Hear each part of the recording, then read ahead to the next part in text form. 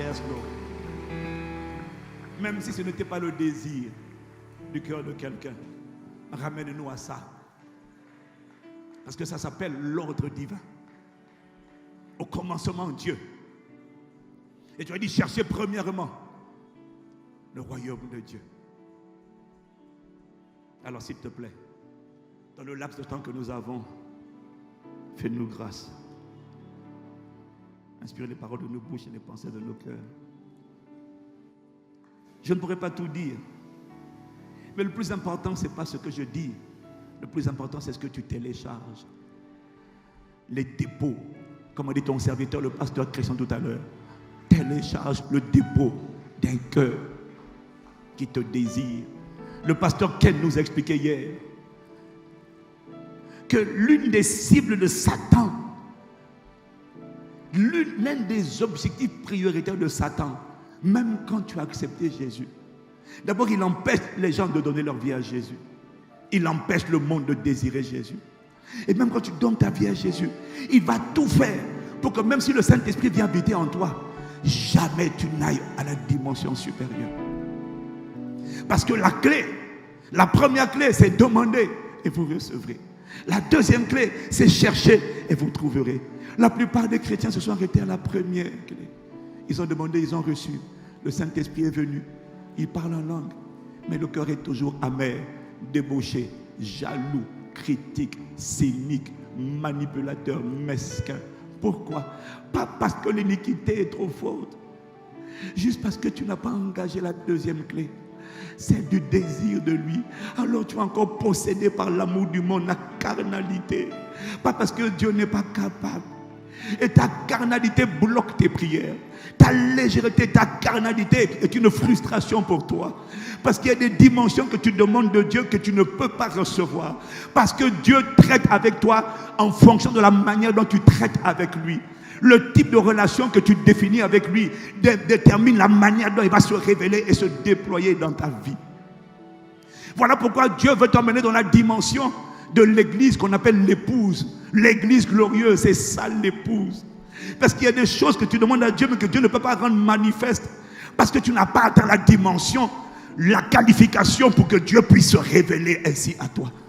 Il y a une dimension de Dieu que l'église ne connaît pas. Et que peu de gens rencontrent et découvrent. Une dimension de Dieu. L'église connaît le Dieu de miséricorde. L'église connaît le Dieu de compassion. L'église connaît parfois le Dieu de fidélité. Oui. Mais il y a une dimension de Dieu, mon frère, qu'il veut manifester. C'est la dimension qu'on appelle le Dieu jaloux. Le Dieu jaloux est le Dieu de l'exclusivité. Le Dieu jaloux, la Bible dit que la jalousie met un homme en fureur. Il y a une dimension de Dieu qui est un Dieu jaloux. Et que tu trouves dans Exode chapitre 20, quand il dit tu n'auras pas d'autre Dieu devant ma face. Tu ne te feras pas de représentation des choses qui sont en haut de le ciel, sur la terre et plus bas que la terre. Tu ne te prosterneras pas devant elles, tu ne les serviras pas. Car moi, l'Éternel, ton Dieu, je suis un Dieu jaloux qui punit l'iniquité des pères sur les enfants. Le Dieu jaloux est le Dieu qui se manifeste uniquement dans la vie des personnes qui se séparent totalement et qui ne se prosternent pas, qui n'ont pas d'autre Dieu. Parce qu'il a commencé par tu n'auras pas d'autre Dieu devant ma face, tu ne te feras pas de représentation. Tu n'auras personne d'autre que moi. Il est le Dieu de l'exclusivité. Et laisse-moi te dire une chose, il n'y a aucun mari, aucune femme qui aime l'adultère. Il est le Dieu de l'exclusivité. C'est le Dieu qui va se révéler et se déployer dans ta vie à partir de Bunda 21. Au nom de Jésus-Christ. Oh, si tu es là, donne amen. Yes, no. Allez, voyez-vous, ce matin, on prie beaucoup pendant les 21 jours. Ce matin, je voudrais vous parler de cœur à cœur. Je voudrais t'expliquer quelque chose qu'il a téléchargé dans mon cœur dans le laps de temps que j'aurai. Vous savez, parfois, j'aimerais bien commencer le message dès qu'on me donne le micro, mais je n'arrive pas. Je ne sais pas faire ça. Parce que chacun a sa grâce, chacun a son protocole. Tu vois. Mais tu comprends que quand j'adore comme ça, en fait, la parole est déjà en train d'être téléchargée. Parce que pendant la prédication, le but, ce n'est pas de remplir ta connaissance. Le but, c'est de télécharger une capacité. Donc, pendant que tu écoutes et que tu connectes à la prière, il y a une capacité qui vient en toi. Parce que Jean dit, dans 1 Jean 2, verset 20 et verset 27, en vérité, vous n'avez pas besoin qu'on vous enseigne toutes choses, parce que vous avez reçu l'onction de la part de celui qui est saint. Et il y a une onction qui vous donne de la connaissance. En fait, le Saint-Esprit t'enseigne déjà. Donc ce que je viens de te dire, en vérité, quand tu as entendu la voix du Saint-Esprit, quand on te parle à l'église, tu devrais dire, mais il me l'a dit déjà à la maison. C'est la dimension dans laquelle tu dois opérer et dans laquelle, si tu n'opérais pas, tu vas opérer au nom de Jésus. Si tu es là, tu dis Amen. Mon fardeau, je vous explique d'abord mon fardeau. Là où je veux aller. Comme ça, si jamais je n'arrive pas à aller comme je voulais aller, au moins tu sais où je voulais aller. Est-ce que c'est bon?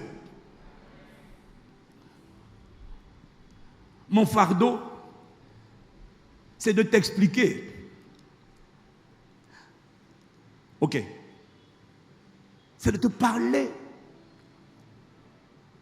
Parce que vous savez,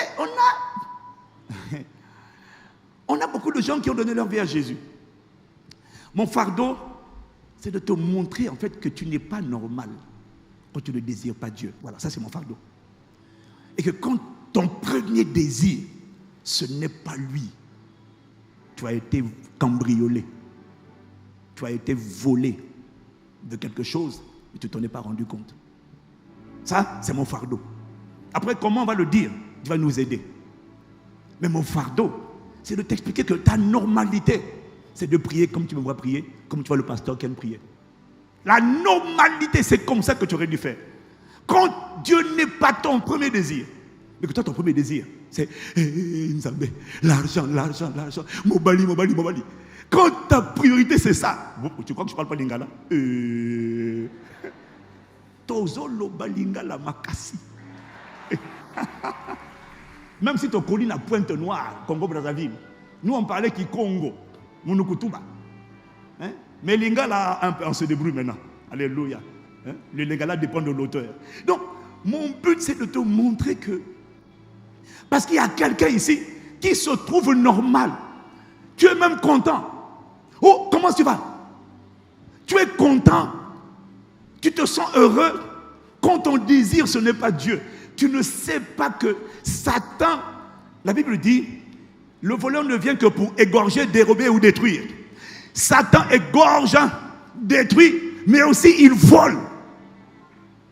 C'est un voleur et la plupart des chrétiens ont été volés, mais ils ne savent pas qu'ils ont été volés. On t'a cambriolé, mais tu ne sais pas que tu as été cambriolé. Un jour, dis avec moi un jour, j'ai vu un film de Arsène Lupin. Arsène Lupin, Bishop, tu as vu Arsène Lupin? C'est un voleur professionnel, un escroc professionnel. Alors qu'est-ce qu'il fait? Il va dans les musées, il va préparer son coup, il va repérer un tableau qui vaut 100 millions de dollars, d'une très grande valeur. Et puis la nuit, il arrive, il a vu le tableau, alors qu'est-ce qu'il va? Il va dans son atelier, il va fabriquer le même tableau. Une photocopie à l'identique du même tableau. Sauf que le tableau qu'il a fabriqué vaut 100 dollars. Alors la nuit, il désactive le système de caméra, de surveillance, et puis il vient, c'est un professionnel extraordinaire. Et puis il vient, il enlève le tableau de 100 millions. Mais s'il enlève le tableau de 100 millions, bon alors pour les sœurs, le tableau ne te parle pas trop. Allez, on va prendre sac Hermès. Ah, tu vois, les sœurs sourient maintenant. Ou bien, c'est trop petit. Non, Hermès, c'est cher. Hein, maman, c'est ça, non? Sac Hermès. Plusieurs dizaines de milliers d'euros. Maintenant, imagine-toi. Regarde le tableau. Pour nous, les hommes, ça va. Maintenant, imagine-toi. Si on vole le sac et qu'on ne remplace par rien, tu sauras qu'on t'a volé. Et tu vas chercher ce qui a été volé. Oui ou non? Donc, comme il est malin. Donc, imagine-toi. On vient, on vole, mais avant de voler, on a préparé un sac, pas en cuir, en simili. On te vole un sac qui vaut 50 000 euros, et puis on le remplace par un sac acheté en Chine. Mais pareil photocopie, qui vaut 50 dollars, comme 50 000 dollars. Et quand tu viens dans le coffre-fort, et là je parle de ton cœur, tu te rends compte que, oh tout va bien. Le sac est toujours là. Mais quand le sac est toujours là, quand le tableau de 100 millions a été remplacé par un tableau de $100, tu le vois, tu te dis que tout va bien, rien ne manque, et tu continues, tu vas à tes occupations, parce que tu te dis que le coffre-fort, ce compte qui avait de la valeur, est toujours là, alors qu'il l'a subtilisé, mais il l'a remplacé par quelque chose, en français on dit factice, imitation, une pâle copie, un plastique. Et c'est comme ça que la plupart des êtres humains ont été kidnappés, ont été volés, ont été cambriolés par le diable, et ils ne s'en sont pas rendus compte. Et donc, ils ne cherchent pas ce qui a été cambriolé, puisque ce qui a été cambriolé a été remplacé par quelque chose de similaire, mais qui n'a pas la même valeur. Oui, non, si tu suis, acclame, ça me montre que tu es connecté, tu comprends ce que je te dis. Dis Amen. Et ça, c'est l'histoire de l'être humain, mon frère, ma soeur. Au commencement, quand Dieu a créé Adam, à son image, selon sa ressemblance, Adam avait 3 êtres humains avant la chute, avait 3 particularités. Il a été créé avec l'image de Dieu, ou encore la nature de Dieu. Ça veut dire le caractère de Dieu. Ça veut dire le fruit de l'esprit. Ça veut dire que Dieu était, la semence de Dieu était en lui. Il était juste censé la manifester. L'image de Dieu, le livre de Corinthiens nous explique que cette image, c'est le Christ. Le Christ, c'est quoi? C'est qui? Le Christ, il y en a qui n'ont pas compris. Le Christ, ce n'est pas le prénom de Jésus, c'est la description de Jésus. En fait, littéralement, on l'appelle Jésus, le Christ. Dis encore amen si tu es là, si tu me suis. Le Christ, c'est simple. Hein? Le Christ, c'est l'Esprit de Dieu, c'est la dimension de Dieu dans un être humain. Chaque fois que Dieu, voilà pourquoi on appelait Jésus le Christ. Pourquoi? Parce qu'il est la première incarnation de Dieu dans un corps humain. Quand Dieu est venu habiter dans un corps humain, on l'appelle le Christ. Voilà pourquoi quand Jésus est parti, le Christ n'est pas parti, le Christ est resté, il a juste shifté, il n'est plus uniquement dans le corps de Jésus, mais il est dans le corps de quiconque donne sa vie à Jésus. Voilà pourquoi, toi et moi, l'homme nouveau qui est à l'intérieur, l'ancien homme a disparu, il s'appelait Adam, un nouvel homme, il est là, il s'appelle Christ. Christ, ça veut dire un être humain qui a le Saint-Esprit à l'intérieur de lui. Si tu as compris, tu dis Amen. Oh, si tu as compris, tu dis Amen. Au commencement, Dieu avait créé l'homme avec son image. Il avait donné 3 choses. Premièrement, il avait son image, ou encore son caractère. Deuxièmement, au commencement, l'homme avait la vie de Dieu. Si tu es là, tu dis Amen. Donc, il avait la nature de Dieu. 2, il avait la vie de Dieu qu'on appelle Zoé Aionios. Il avait la vie de Dieu. La Bible dit que le premier homme devint une âme vivante. Le mot vivante là, c'est le mot Zoé. Donc, il avait la vie de Dieu. La troisième chose que l'homme avait, c'est qu'il avait la nature de Dieu, 2, la vie de Dieu. Troisièmement, il avait le règne de Dieu. Ah oui, il avait le règne de Dieu. Ça veut dire quoi? Ça veut dire qu'il était habité par Dieu. Il était gouverné par Dieu. Il était possédé par Dieu. Il avait été créé par Dieu. Il avait été créé pour Dieu. Il avait été créé en Dieu. Et Dieu habitait en lui. Dieu résidait en lui. C'est ça qu'on appelle le règne de Dieu. Si quelqu'un est là, il me dit Amen. Le règne de Dieu, ce n'est pas la présence de Dieu. Jésus a dit quand vous priez, il n'a pas dit de dire que ta présence vienne. Non, il a dit quand vous priez, il n'a pas demandé que ta présence vienne. Parce que sa présence est déjà là par la foi. Mais il a dit quand vous priez, dites que ton règne vienne. Que ton règne vienne, c'est pas que ta présence. Que ton règne vienne, sa présence peut être là. Mais c'est pas ça le règne. Le règne, c'est le grec basileia. Ça veut dire domination, gouvernement, empire, souveraineté. Le règne de Dieu, mon frère, ce n'est pas la présence de Dieu. Le règne de Dieu, c'est lorsque Dieu est aux commandes. C'est pas quand il est présent, c'est lorsqu'il s'exprime, c'est lorsqu'il prend les rênes. Le règne de Dieu, c'est lorsque lui seul est pleinement formé, démontré, attesté, certifié. Le règne de Dieu est là.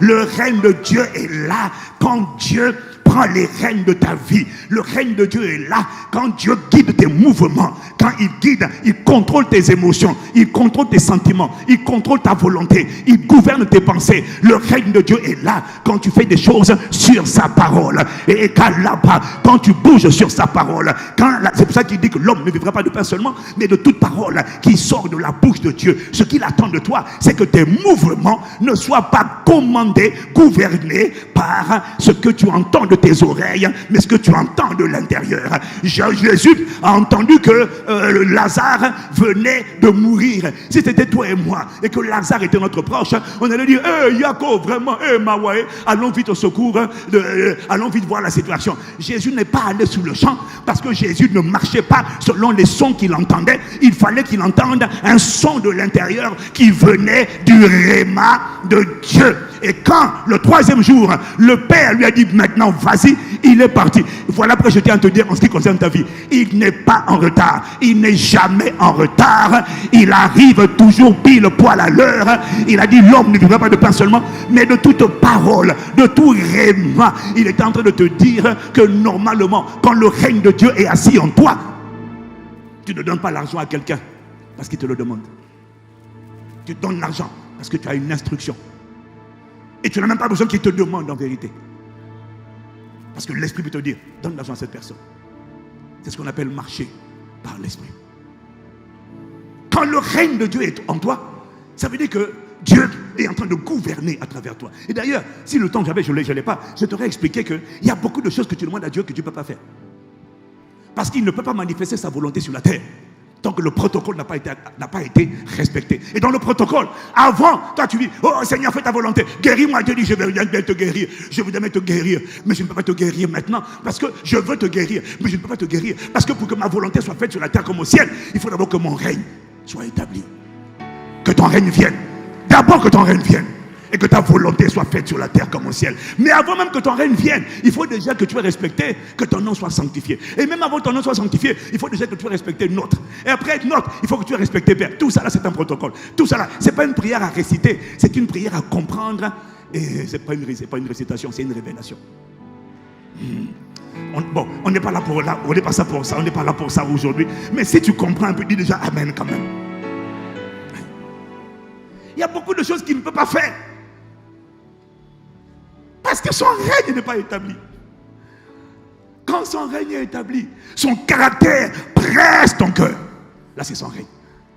Quand il y a l'amertume, il y a la jalousie, il y a l'aigreur, et tu dis, Seigneur, délivre-moi. Il veut, mais il ne peut pas. Il ne peut pas. Parce que son règne, et même s'il guérit dans sa miséricorde, la maladie va revenir. Parce que le mauvais cœur va attirer la maladie de nouveau. Est-ce que ça va jusque-là? Est-ce que ça va jusque-là? Donc, bon, on ferme la parenthèse. Au commencement, Dieu a créé l'homme à son image. Excuse-moi de te dire, tu n'as pas été créé pour toi, pour ton plaisir. Tu as été créé par lui. Colossiens 1, verset 16, nous dit, car c'est en lui qu'ont été créées toutes les choses qui sont dans les cieux et sur la terre. Dans les cieux et sur la terre. Les visibles et les invisibles. Trône, domination, autorité. Autorité, invisible et visible, domination, autorité, tout a été créé, trône également, dignité, tout a été créé par lui et en lui, et toutes choses subsistent en lui. Donc, permets-moi de te dire, en vérité, chacun d'entre nous est une créature, tu ne t'es pas créé tout seul, c'est lui qui t'a créé. Mais pourquoi il t'a créé? Pour son but, pour son plaisir, pour sa gloire, pour sa volonté. Il fait ce qu'il veut. C'est un créateur. Pourquoi Hermès a créé des sacs Hermès? Mais parce que Hermès voulait créer des sacs Hermès. Pourquoi Toyota a créé des voitures? Mais pour son plaisir. Et voilà pourquoi la voiture est équipée de caractéristiques avec un logo spécial, Toyota. Pour le plaisir de Toyota. Donc la voiture ne peut pas dire, moi j'ai envie de voler. Non, tu as été créé pour rouler. Si tu choisis de voler, tu vas te cracher. Parce que le but ne se choisit pas. Il y a quelque chose qu'on a du mal à comprendre. C'est que Dieu nous a créés pour lui. Si tu ne comprends pas ça, Dieu n'est pas un démocrate. Hein. Dieu est un chef d'État, souverain. Il fait ce qu'il veut. Si tu ne comprends pas ce que je dis, tu ne comprendras pas des textes dans la Bible où il t'explique qu'il fait toutes choses selon le bon plaisir de sa volonté. Tu vas lire les Écritures. C'est le bon plaisir de sa volonté. Il fait ce qu'il veut. Il endurcit qui il veut. Il fait grâce à qui il veut. Il n'a de rendre compte à personne. Mais la grâce qu'on a, ce n'est pas un dictateur. Il est un Dieu d'amour. Mais il n'empêche qu'il fait ce qu'il veut. Il t'a créé pour lui. Pas pour toi. C'est pour lui. Pour son plaisir. Il a dit, le peuple que je me suis formé. Donc, il a dit, dans Ésaïe 43, verset 21, le peuple que je me suis formé publiera mes louanges. Tu as été formé pour publier ces louanges. Car vous êtes un peuple choisi, une race élue, un sacerdoce royal, une nation sainte, afin que vous annonciez bien haut les vertus de celui qui vous a appelé des ténèbres à son admirable lumière. En fait, tu es un instrument. Tu ne t'es pas créé, tu as été créé. Et tu as été créé pour que ta vie émette un son qui vient de lui. C'est lui le pianiste, toi tu es le piano. Et le son que ta vie doit émettre, c'est le son qu'il veut entendre. Voilà pourquoi la véritable adoration ne consiste pas à chanter, ça consiste à chanter ce qu'il dit de chanter, et que tu n'as pas le droit de chanter ce qu'il n'a pas dit de chanter. Voilà pourquoi normalement, avant de conduire la louange, tu dois te prosterner, crier à lui, implorer sa miséricorde, implorer sa grâce, lui demander de te remplir de la connaissance de sa volonté en toute sagesse et intelligence spirituelle pour marcher. On est dans Colossiens chapitre 1 verset 12 à 15 je pense, ou verset 9 à 12, je ne sais pas, un des deux. Tu dois prier pour qu'il te remplisse de la connaissance de sa volonté en toute sagesse et intelligence spirituelle. Je vous ai dit, on est dans Colossiens chapitre 1. Mettez au moins la régie, alléluia. Vas-y. Rendez grâce au Père. Tu sais, les véritables prières qu'il faut prier, mon frère, ce sont les prières du Nouveau Testament. Ce sont les prières des épîtres. Dis Amen. Mais oui, ce sont les prières qui te garantissent l'exaucement. Sinon, tu vas prier des prières que Dieu n'a pas dit de prier. C'est pour ça que tu es étonné de ce que ça ne marche pas. Il dit, rendez grâce au Père. Oui, non, vas-y, avance. Oh, miséricorde. Non, c'est pas ça. Verset 9. Il faut que tu pries les prières du Nouveau Testament. Alléluia. Oui, c'est ça. Merci. C'est pour cela que depuis le jour où nous avons été informés, regarde comment Paul priait. Prie comme Paul. Nous ne cessons de prier pour vous afin que, et de demander, regarde la prière. Toi tu demandes, pasteur, prie pour mon travail, prie pour mon mariage, prie avec le frère là, prie pour que ça réussisse. Paul dit non, je vais prier pour ton sujet de prière. Mais je ne vais pas prier comme tu veux que je prie. Je ne vais pas prier pour que tu épouses le beau ou la soeur en question. Je vais prier pour que tu sois rempli de la connaissance de sa volonté en toute sagesse et intelligence spirituelle pour marcher d'une manière digne du Seigneur et lui être entièrement agréable, portant du fruit. Tu es en retard à la régie par toutes sortes de bonnes œuvres et croissant à tous égards, portant du fruit en toutes sortes de bonnes œuvres. Vas-y. Bon, acclame seulement Jésus. Bon, ok, c'est pas grave. Miséricorde. Oh Seigneur, aie pitié. Acclame Jésus, il faut m'encourager. Oh, il est kata. Je dois télécharger la pensée de Dieu rapidement ce matin avant de rendre le micro. Oh, quelqu'un me dit Amen. Eh mon frère, dis à ton voisin, tu ne t'es pas créé tout seul. Non, mais les chrétiens n'aiment pas ces choses-là. Ils n'aiment pas. Ils veulent que... Il dit, ok. Voilà, je vais le lire et puis je vais avancer. Il dit, voilà. Pour marcher, je prie que vous soyez remplis de la connaissance de sa volonté, en toute sagesse et intelligence spirituelle, pour marcher d'une manière digne du Seigneur et lui être entièrement agréable. Oui, pour que vous soyez, je prie que vous soyez remplis de la connaissance de sa volonté, pour marcher d'une manière digne du Seigneur et lui être entièrement. Je prie, voilà Paul, Paul prie pour que le mariage ça réussisse. Il dit non, je prie Seigneur que tu la remplisses de la connaissance de ta volonté, en toute sagesse et intelligence. Parce que sinon, s'il n'y a pas d'intelligence, il y aura du zoba, idiot. Donc, donne-lui l'intelligence. Pour marcher d'une manière digne du Seigneur et lui est entièrement agréable. L'autre version dit, lui faire plaisir. Tu vois, regarde, quand je parle de ça, pas toi, mais il y a quelqu'un à côté de toi, tu sens que ce message-là dit, de quoi il est en train de parler? Parce que tu veux qu'on te parle de toi. Mais la vérité, c'est que tu n'es pas créé. Tu as été créé pour lui. Par lui, en lui. Donc même si tu n'aimes pas ce que je suis en train de te dire, donne-moi Amen. Au commencement, Adam a reçu 3 choses. La nature de Dieu, c'est le caractère de Dieu. Il a reçu la vie de Dieu Et puis il a reçu le règne de Dieu. Je répète, le règne de Dieu, ça veut dire que Dieu gouvernait sa vie. Le règne de Dieu, ce n'est pas la présence. Le règne de Dieu, ça veut dire qu'on ne voit que le caractère. Fini la cohabitation entre l'amertume et l'amour. Fini la cohabitation entre la souillure et la sainteté. Fini la cohabitation entre la colère et la douceur. Le règne de Dieu, c'est lorsque Dieu seul est assis sur le trône de mon cœur. Et il a les mains, il a les manettes. Et puis il conduit totalement mes mouvements, mes émotions, mes sentiments, ma volonté, ma pensée. Je prie que le règne de Dieu soit assis en toi comme jamais auparavant à partir de Bunda 21 au nom de Jésus le Christ. Ça signifie quoi? Ça signifie qu'en fait, tu comprends, au commencement, Adam vivait pour Dieu. Dieu était sa vie, sa respiration, son plaisir. Tous les jours dans le jardin, Dieu venait rencontrer Adam. C'était son délice, c'était son plaisir, c'était sa passion, c'était sa respiration. Mais pourquoi? Parce qu'il a été créé pour faire son plaisir.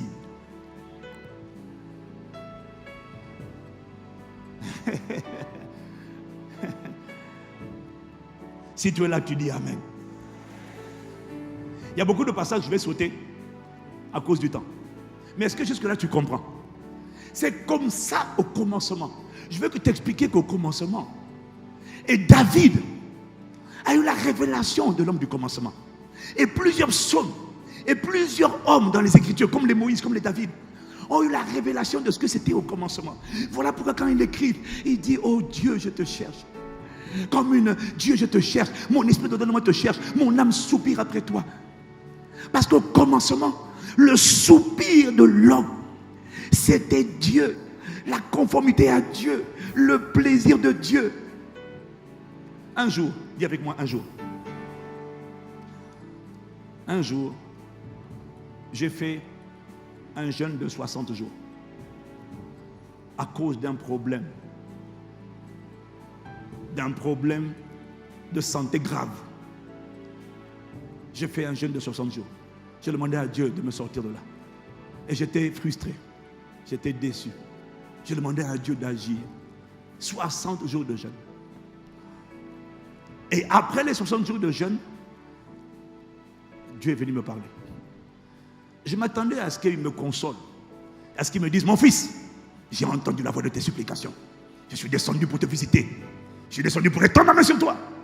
Après 60 jours de jeûne, Dieu me parle. Vous savez ce qu'il me dit?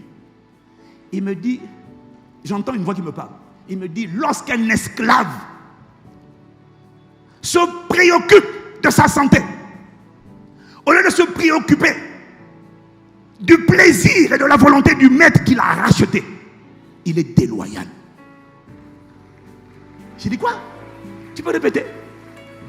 Lorsqu'un esclave qui a été racheté par un maître, pour un but, se préoccupe de lui, de sa santé,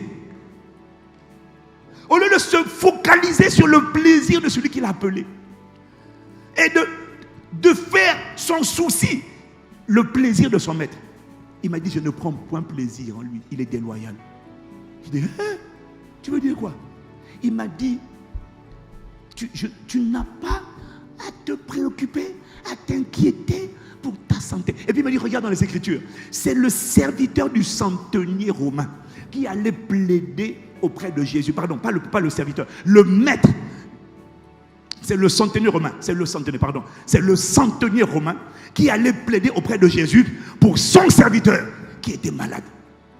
C'est le maître qui allait plaider pour son serviteur. Il m'a dit: c'est le Saint-Esprit qui doit plaider pour toi. Ce n'est pas à toi de te lamenter. Oh Seigneur, tu ne vois pas, Seigneur agit. Il m'a dit, et puis il m'a dit: regarde dans les entreprises.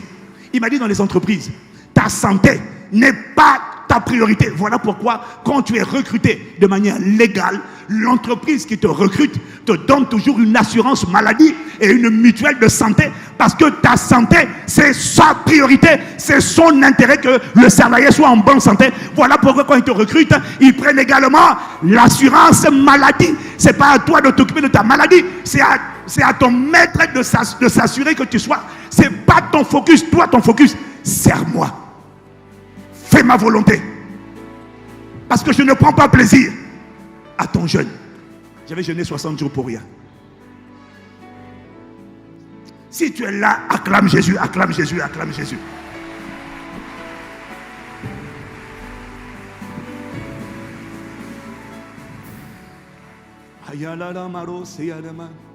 Est-ce que je peux continuer? Oh Bishop, je demande pardon. Je suis seulement à l'introduction. Enfin, je commence un peu à développer. Donc, pardon, laissez-moi télécharger ça parce qu'il faut que tu comprennes ce qui t'est arrivé. S'il te plaît. Il faut que tu comprennes. Je vais prendre mon avion après, mais il faut que tu comprennes. Parce que ce que je vais t'expliquer, si tu ne comprends pas le secret, l'importance, je suis en train de te dire qu'au commencement, Adam et Ève avaient été créés pour lui. Leur plaisir, c'était lui. Leur focus, c'était lui. Leur désir, c'était lui. Donc, c'est pour ça que Jésus dit, cherchez premièrement, dis avec moi, premièrement. Cherchez premièrement le règne de Dieu, le royaume de Dieu. Le royaume de Dieu, ce sont les intérêts de Dieu. Le royaume de Dieu, c'est l'étendue de la sphère d'influence de Dieu. Mais le royaume de Dieu également, ça se résume à une personne qui est là pour asseoir. C'est une personne. Mais Marc chapitre 9 au verset 1. Marc chapitre 9 au verset 1, Jésus dit que parmi vous tous qui êtes là et qui êtes connectés au son de ma voix, qui êtes en train de m'écouter, il y a 2000 ans, Jésus leur dit, Marc chapitre 9 au verset 1, parmi vous tous qui êtes là, il y a plusieurs qui ne mourront pas avant d'avoir vu le royaume de Dieu venir avec puissance. Dis Amen. Oui, oui. Quelques-uns de ceux qui sont ici ne mourront pas, qui n'aient vu venir le royaume de Dieu avec puissance. Il aurait dit ça il y a 2000 ans. Mais de qui parle-t-il? De quoi parle-t-il? Parce que Jésus est mort et tous les disciples sont morts. Mais il leur a dit que parmi vous tous qui êtes là, plusieurs d'entre vous, vous ne verrez pas. Il y en a qui ne mourront pas avant d'avoir vu venir. Ça veut dire qu'avant ta mort, tu verras venir le royaume de Dieu. Mais Jésus est parti. Est-ce qu'ils ont vu le royaume? Oui. Mais quand est-ce qu'ils l'ont vu? Ils l'ont vu dans Acte 1, verset 8. Parce qu'en même temps, il a dit, vous recevrez une puissance, le Saint-Esprit survenant sur vous, et là vous serez mes témoins. C'est-à-dire que le règne de Dieu est manifesté par la personne du Saint-Esprit lorsqu'il vient gouverner ma vie à l'intérieur. Je n'ai pas entendu ton Amen. Donc au commencement, Adam avait la vie de Dieu, la nature de Dieu, la vie de Dieu et le règne de Dieu. Voilà pourquoi donc Adam désirait l'esprit. Son soupir c'était l'esprit, sa passion c'était l'esprit. Et quand Jésus dit chercher premièrement le règne de Dieu, il est en train de dire, il n'a pas dit chercher uniquement, il est en train de dire dans tout ce que vous faites, la priorité c'est commencer par le Saint-Esprit. Commencer par le Saint-Esprit. Tu veux prier, commence à parler au Saint-Esprit, commence à implorer l'esprit, commence à parler à l'esprit. Il a Saint-Esprit. Tu vas mettre là tout à l'heure. Saint-Esprit, Saint-Esprit. Saint-Esprit, Seigneur, je m'attends à toi. Seigneur, nous t'attendons. Seigneur, nous t'implorons. Seigneur, nous te supplions. Nous nous humilions, Saint, nous t'implorons, Saint, prends le temps, attends. Et tu es en train de faire quoi? Tu es en train d'implorer. Tu n'as pas besoin de changer tout le temps de chanson toutes les 2 minutes. Tu dois rester là, attendre, attendre, attendre, attendre. Tu attends quoi?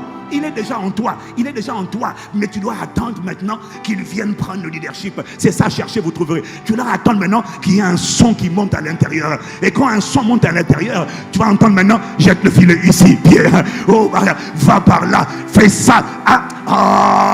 Les makata. Quand tu cherches le Saint-Esprit, ce que tu vas trouver, ça sera toujours une instruction, une instruction. La différence entre l'échec et la réussite, entre la galère et le succès, c'est pas que la prière, c'est une instruction. Et la prière est indispensable parce que c'est dans la prière qu'on entend une instruction. Mais c'est pas la prière la finalité. La finalité, c'est l'instruction. Tu n'as aucune idée du nombre de fois où tu as prié, mais parce que tu n'as pas entendu, tu as raté la chose. Tu as fait de mauvais choix. Reconnais que chaque fois que tu as fait un mauvais choix, c'est parce que tu as raté le GPS. Tu as raté la direction. Tu as raté l'instruction. Et voilà pourquoi il faut commencer par l'esprit. Même quand tu dois prêcher, même quand tu dois chanter, tu dois attendre l'esprit. Pas ici, mais tu dois attendre l'esprit.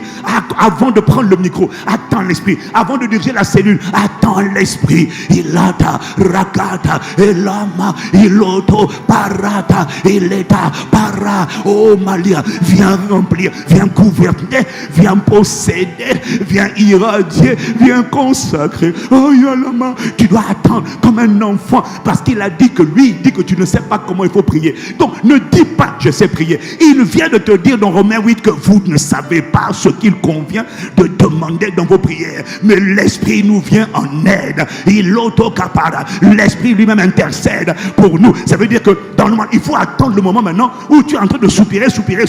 Et puis à un moment donné, tu sens maintenant qu'il y a eu un arrimage. C'est-à-dire que ça a connecté. Et là maintenant, ce n'est plus toi. Là maintenant, c'est lui. Là maintenant, tu entends des sons, tu entends des paroles, tu entends des directions. En temps réel, tu commences à être gouverné de la grâce du prophétique. Localise ta vie au nom de Jésus. Parce que c'est ça, le prophétique, la dimension où l'Esprit est au comment. Saint-Esprit, acclame le glorieux Saint-Esprit, mon frère, ma soeur. Acclame le glorieux. Amaratakaya. Quand tu l'acclames, tu l'honores. Quand tu l'acclames, tu l'honores par le pasteur Ivan. Quand tu acclames, tu honores l'époux bien-aimé, l'Esprit de Jésus, l'Esprit supérieur, l'Esprit de vérité, l'Esprit de lumière, l'Esprit de puissance, l'Esprit de grâce, l'Esprit de souveraineté, l'Esprit de sagesse, l'Esprit d'intelligence. Le glorieux Saint-Esprit, Rakata et Malatosa, Ipara. Voilà pourquoi je prends du temps. Je dois l'attendre, je dois l'attendre jusqu'à l'entendre. Je dois l'attendre jusqu'à l'entendre. Saül, le roi, n'a pas su attendre. Il n'a pas su attendre et Dieu l'a disqualifié. Il faut apprendre à l'attendre. Tant que tu ne parles pas, je n'agis pas. Tant que tu ne parles pas, je ne bouge pas. Je ne suis pas en retard. Tu n'es pas en retard. Ma lettre, parce que l'instruction, quand il vient, mon frère, c'est pas la peine d'aller avant tout le monde. Ce qui est important, c'est d'aller sur sa parole. Parce que quand tu vas sur sa parole, tu expérimenteras la pêche miraculeuse. Que la pêche miraculeuse localise ta vie au nom de Jésus. Maintenant, est-ce que tu comprends que c'était naturel? Parce que si le règne de Dieu est là, c'est naturel. Bon, je vais accélérer. Maintenant, quand Satan a piégé l'homme, maintenant regarde la subtilité. Au commencement, on n'avait pas à supplier d'aimer Dieu. On n'avait pas à nous supplier. C'était naturel. Parce qu'en l'homme, il n'y avait aucun autre désir que Dieu. Si tu suis, dis Amen. Il n'y avait aucun autre. Maintenant, quand le péché est rentré, la Bible dit dans Romains chapitre 5, quand le péché est rentré, le péché a emmené... Quand Satan a piégé l'homme, il a fait rentrer trois choses. Il y avait trois choses en Adam. Le péché a fait rentrer trois choses. Satan l'a piégé. Première chose qui est rentrée, Romains 5, verset 12. Comme par un homme, le péché est entré. Ça veut dire que le péché, c'est une nature. Avant, la nature qu'il y avait en Adam, c'était le caractère de Dieu. Le péché est entré, il a amené une nature. Le péché est entré. Après le péché, la Bible dit, non, remets à l'écran, comme par un seul homme le péché est rentré, ainsi par le péché, la mort, et par le péché, la mort est entrée. La mort, c'est une vie. Mais sauf que c'est une vie destructrice. Quand la mort est rentrée en l'homme, elle a commencé à détruire l'homme. Elle a séparé l'homme de Dieu. Elle a commencé à ronger les émotions, ranger l'âme. C'est ça qui occasionne des blessures de l'âme. Le rejet, la peur, l'impudicité, la culpabilité, le doute, la jalousie. Ce sont des blessures de l'âme. Et quand l'âme est blessée ou encore elle est meurtrie, c'est parce qu'il y a une vie qui s'appelle la mort qui est en train de ronger cette âme à petit feu. Donc les blessures de l'âme ne viennent pas par hasard. Les blessures de l'âme, les offenses, le manque de pardon, la haine, c'est le résultat d'une mort qu'on appelle thanatos en grec. C'est le résultat d'une vie qui est la vie du diable, mais qui est en train de ronger ton cœur à petit feu. Le rejet, c'est une mort qui est en train d'agir à l'intérieur de toi. Cette mort commence dans l'esprit. Quand elle a séparé l'homme de Dieu, elle se répand dans l'âme. Après, elle se répand dans le corps à travers des maladies, des virus, des parasites. Ça n'a pas, quand la mort est entrée en Adam, Adam n'est pas mort tout de suite, il est mort à 800 ans. Mais la mort avait commencé à le ronger, à le détruire. Donc, Satan est rentré dans l'être humain. Il a emmené, une nature, le péché. 2, il a mené une vie qui s'appelle la mort. 3, il a mené un règne, une emprise, une domination, un gouvernement qui s'appelle le monde. Yes. Est-ce que quelqu'un me suit? Il a emmené un règne, une hégémonie, un règne qui s'appelle le monde. Est-ce que quelqu'un me suit? Aïe, aïe, aïe, aïe, aïe. Oh Seigneur, donne-moi la grâce d'enseigner.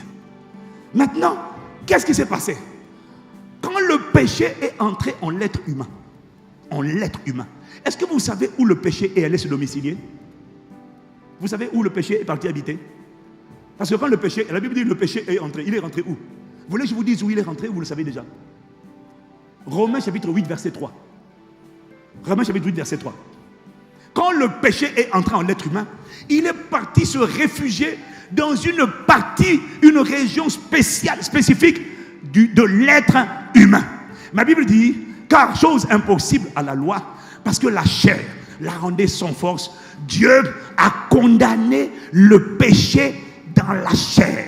Ça signifie que quand le péché est entré en l'être humain, la région où il est allé se réfugier, c'est dans la chair. C'est quoi la chair? Ce sont les 5 sens. C'est quoi les 5 sens? C'est l'ouïe, pas l'oreille, l'ouïe, pas l'œil, mais la vue, le toucher, le goûter et l'odorat. Depuis que le péché est allé se réfugier dans la chair, le péché a perverti la chair, le péché a défiguré la chair, parce que la chair, avant que la chair ne soit infectée par le péché, elle n'avait pas de problème. L'homme n'aimait que Dieu. Mais quand la chair est allée s'infiltrer, le péché, est allé s'infiltrer dans la chair, le péché a perverti les 5 sens. Et le péché a fait naître des 5 sens des désirs. Mais des désirs qui n'étaient pas au commencement le désir de Dieu. Le péché est allé créer des désirs qui s'opposent au désir de l'esprit. Et c'est ce que nous dit Galates chapitre 5 au verset 17. Il nous dit, car la chair a des désirs contraires à ceux de l'esprit, et l'esprit, on a de contraires à ceux de la chair. Ils sont opposés entre eux, afin que vous ne fassiez point ce que vous voudriez. Si quelqu'un comprend, il me dit Amen. Dis Amen.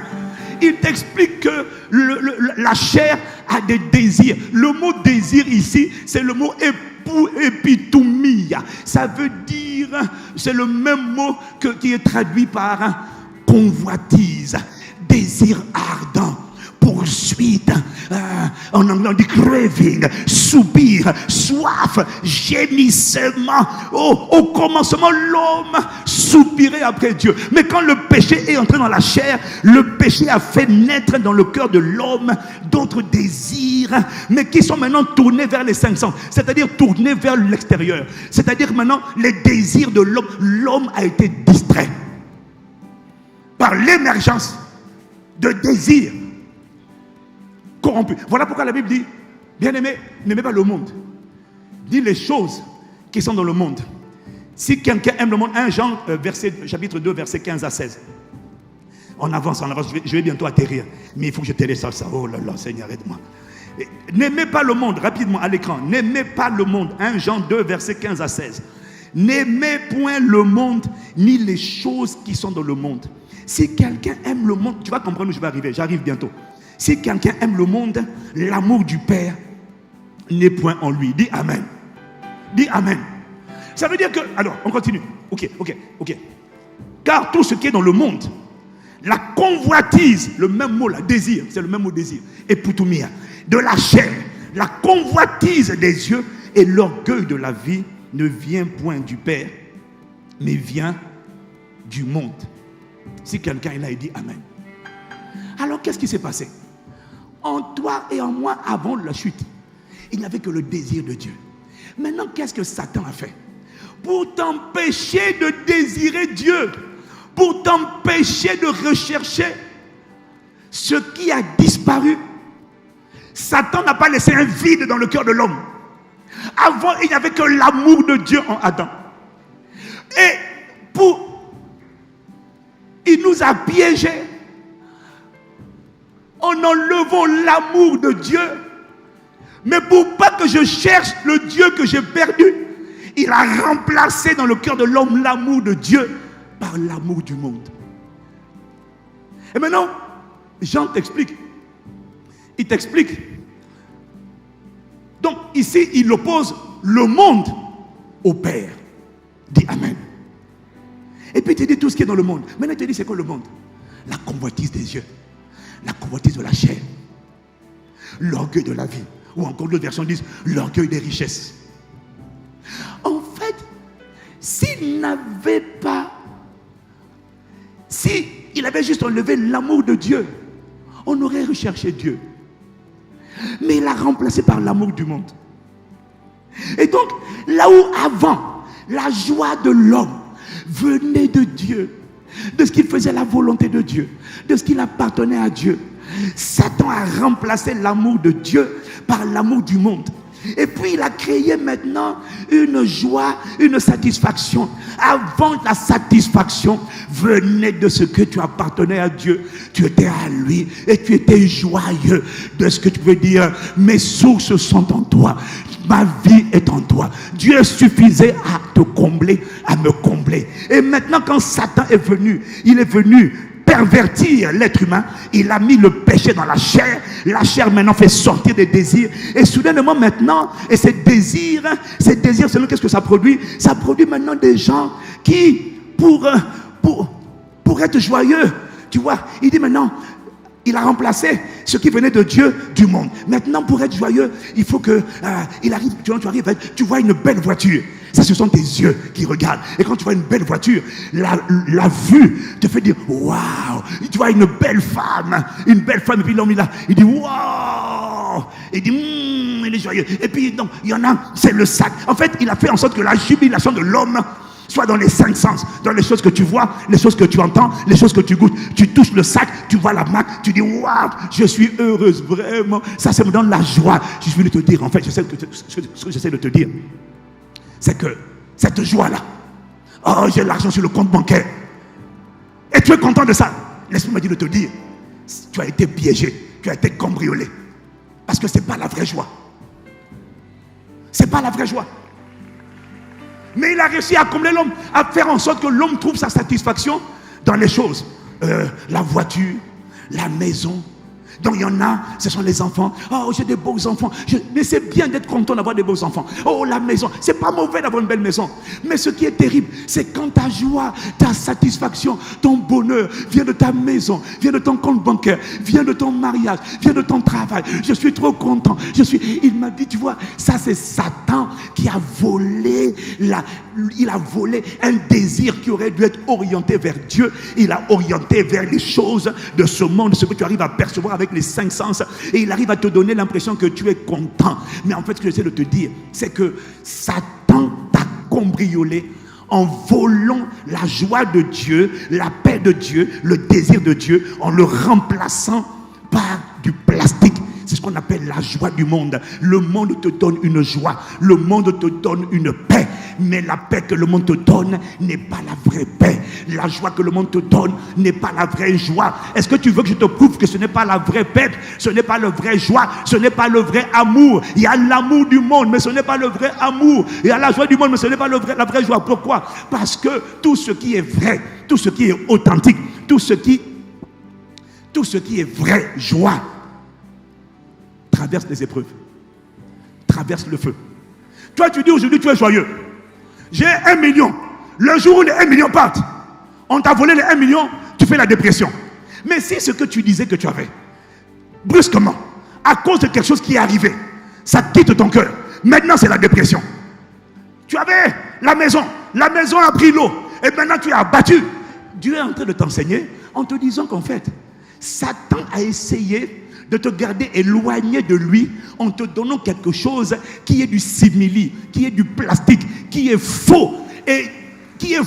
Mais Satan a donné les choses du monde, la joie du monde, l'amour du monde, pour nous empêcher de chercher Dieu. En fait, la vérité, c'est que la plupart des gens qui ne donnent pas leur vie à Jésus ne la donnent pas. Pourquoi? Oui, ils sont voilés, mais ils sont voilés pourquoi? Ils sont voilés parce qu'ils sont satisfaits. Ils se disent, j'ai les femmes, j'ai l'alcool, j'ai l'argent, j'ai le sexe. Et puis ils se disent, je suis content, je suis joyeux. Frère, c'est pas la joie, parce que la véritable joie, je l'appelle que c'est pas la joie, c'est que quand tu perds ces choses-là, les gens dépriment, les gens paniquent, les gens, ils font la dépression, ils sont complètement détruits, ébranlés, parce que quand les choses partent, quand les choses tu les perds, tu perds ta joie. Or, il existe une joie qui ne dépend pas des circonstances, il existe une joie qui ne dépend pas de ce qui t'arrive. C'est ce qu'on appelle la joie du Seigneur, la joie indescriptible et pleine de gloire. Dans la vallée de l'homme de la mort, dans les Gethsemane, je ne crains aucun mal. Il y a une joie qu'on peut expérimenter, même quand on traverse les douleurs, les cibles, les difficultés. Il y a toujours une joie, une jouissance intérieure qui vient du Saint-Esprit et il me la donne parce que je suis en train de faire la volonté de Dieu. C'est ce qu'on appelle la joie du Seigneur.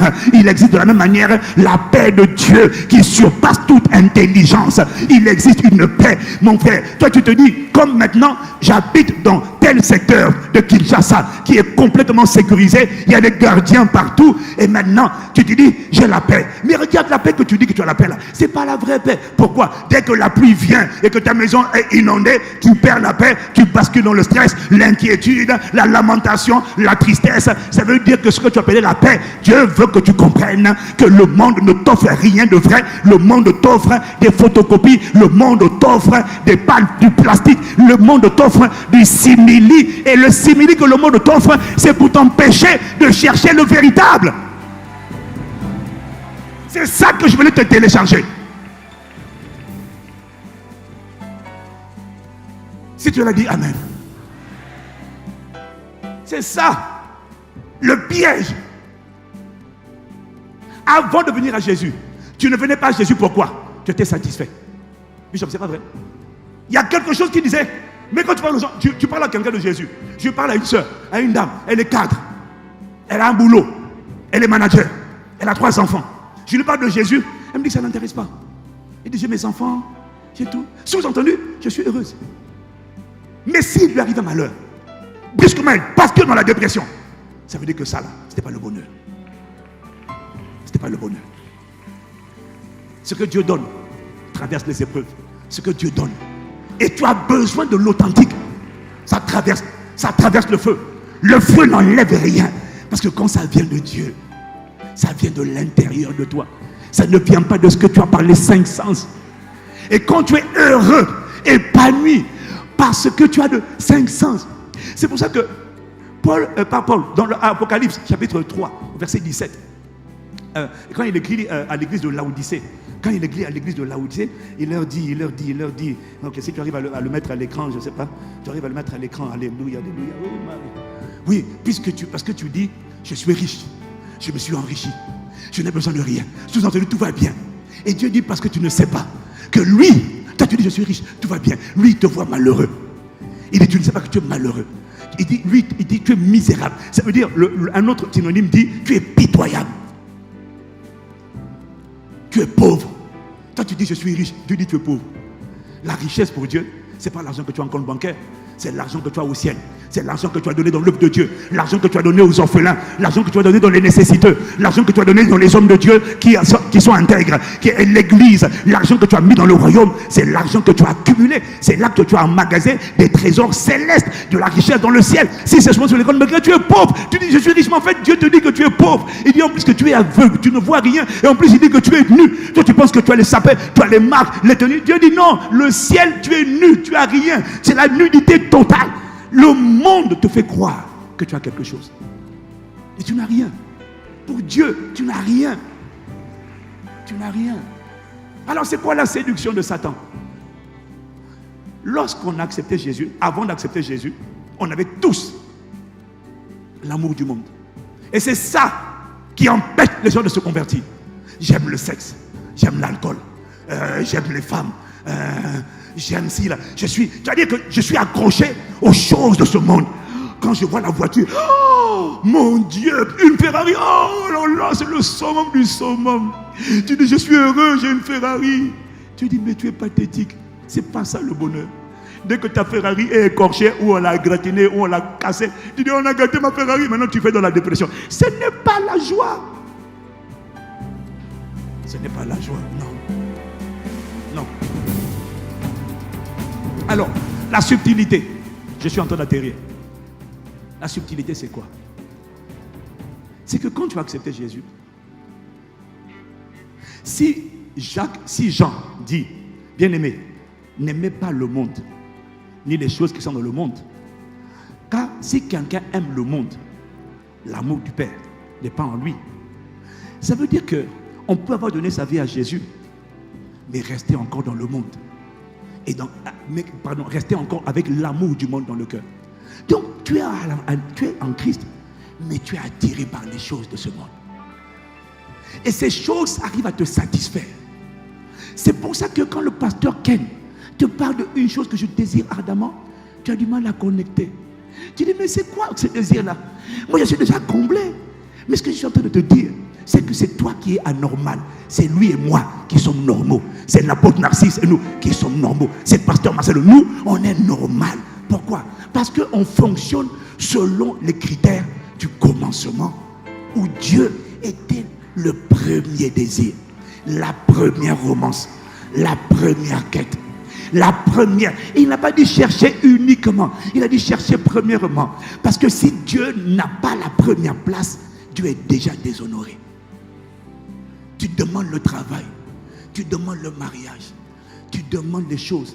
Et quand tu ne les as pas, tu es triste et tu demandes à Dieu d'agir. Mais tu ne comprends pas que ton attitude de tristesse offense Dieu. Parce que pour Dieu, ta priorité, ta première quête, ça doit être lui. Commence par lui. Et quand tu l'as trouvé, lui, fais de l'éternité tes délices et il t'accordera maintenant après ce que ton cœur désire. Il y a plusieurs prières qui ne sont pas exaucées parce que le Saint-Esprit n'est pas honoré. Il n'est pas ton premier désir. Il n'est pas ton premier soupir.